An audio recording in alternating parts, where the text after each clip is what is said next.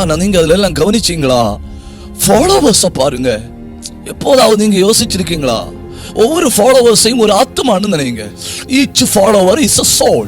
போடுகிற வார்த்தைகளை கேட்கிற ஒவ்வொருவரும் ஒரு ஆத்மா, இண்டிவிஜுவலி ஒரு ஆத்மா.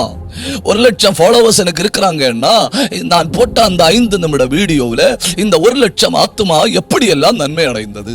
நான் ஏற்கனவே ஒரு பைபிள் ஸ்டடியில சொன்னேன் இல்லையா, சமூக சீர்திருத்தம்னு சொல்லிக்கொண்டு வெளியே வரவங்க எல்லாம் ஒரு காலத்தில் அதுக்குள்ள இருந்து வெளியே வர முடியாம தவிப்பார்கள்.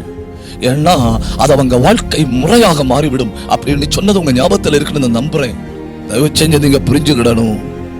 Every follower is a soul. இதாக்கு நம்மை அர்ப்பணிப்புள்ளவர்களாய் மாற்றுகிறது. இதாக்கு நம்மை கரிசனை உள்ளவர்களாய் மாற்றுகிறது. இதாக்கு நம்மை கவனம் உள்ளவர்களாய் மாற்றுகிறது.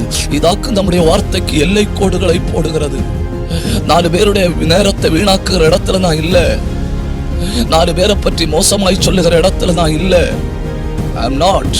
என்னுடைய வாயிலிருந்து புறப்படுகிற ஒவ்வொரு வார்த்தையும் ஏதாவது ஒரு விதத்துல ஜனங்களை நேர்மறையாக பாதித்திருக்கணும். அந்த கொடிய வாழ்க்கையில விபச்சாரம் இருக்கு, அந்த கொடிய வாழ்க்கையில போதை இருக்கு, அந்த கொடிய வாழ்க்கையில லஞ்சம் இருக்கு.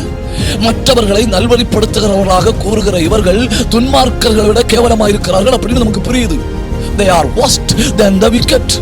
இந்த காலத்துல நமக்கு என்ன புரியுது?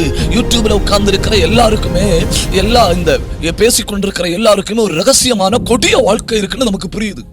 கேட்கிறவங்க சொல்லணும், இன்னதை நான் பார்த்தேன், ஜெபிக்க தொடங்கினேன், இன்ன பகுதியை நான் பார்த்தேன், உணர்த்தப்பட்டேன், இன்ன பகுதியை நான் பார்த்தேன், கர்த்தர் என்னோட நேரடியாகி பேசுனதை உணர்ந்தேன்.